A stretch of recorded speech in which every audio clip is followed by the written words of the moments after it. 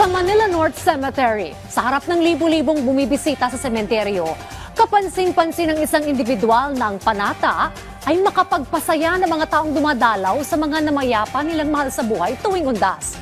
Yan ang ulat ni Noel Talakay. Live, Noel.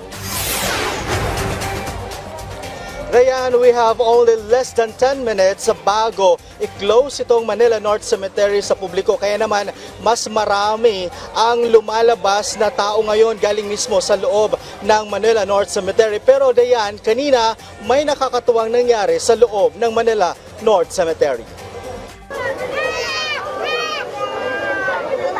Napaiyak sa takot ang batang ito nang lumapit ang kanyang ama sa isang clown. Kung ang ibang bata ay takot sa kanya, meron namang natutuwa pa. Tulad na lang ni Tatay JP na nakuha pang magpa-picture. Nagulat ako, kala ko kasi parang normal lang na araw ngayon, tapos meron pa nagtitrick or treat sa likod. Agaw atensyon ang clown sa lahat ng pumapasok sa Manila North Cemetery. Kinukunan siya ng video at picture at ang iba ay nagpapapicture sa kanya na parang celebrity ngayong undas. Kaya kahit mainit ang kanyang costume, ox lang kay Jericho. Sobrang init pero panata ko na to, magpasaya ng mga tao sa manakot. Kwento niya, isang kaligayahan sa kanya ang makapagpasaya sa tao. Wala man daw siya kinikita sa ginagawa niya, ang mahalaga ay kahit papano ay mapaligaya niya ang mga taong nalulungkot dahil sa pagkawala ng kanilang mahal sa buhay.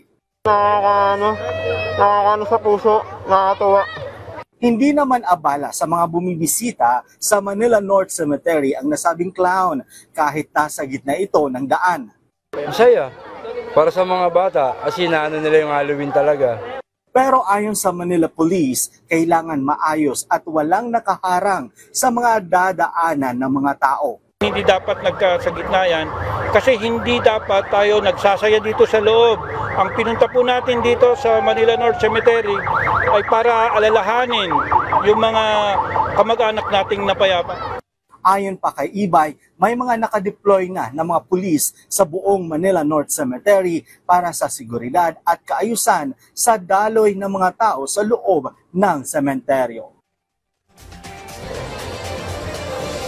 Diyan sa mga oras na ito ay meron naman mga personnel ng PNP nag-iikot ngayon doon sa loob ng Manila North Cemetery para paalalahanan ang nandoon pa na lumabas na dahil oras ng 7 p.m. Maya-maya lang yan Dayan ay isasara na ito sa publiko. At ngayong araw umabot nga sa halos more than 1 million na crowd ang pumasok dito ngayon sa Manila North Cemetery. Dayan?